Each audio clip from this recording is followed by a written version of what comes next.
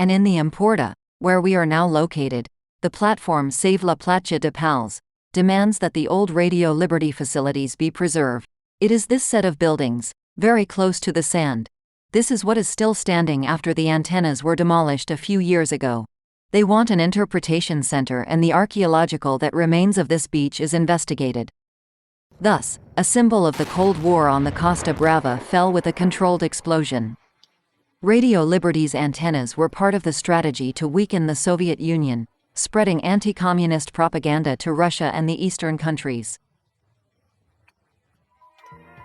The station was born in the 50s and stopped broadcasting in 2001, a few years in which the North American presence protected the PAL's coastline from urbanization. Today, more than 2 decades later, this is the state of the facilities, where none of the planned projects have prospered. Various entities have fought for years to prevent the collapse and preserve the environment. Because it combines all three things. It is cultural, historical, archaeological, and also natural heritage due to the amount of sand, dunes, and its endangered species. Above all, there is the archaeological part, which is the old port of Pals, also unknown and denied, but it is documented, found, who lived in each house, who owned the houses, and that has to be recovered and shown.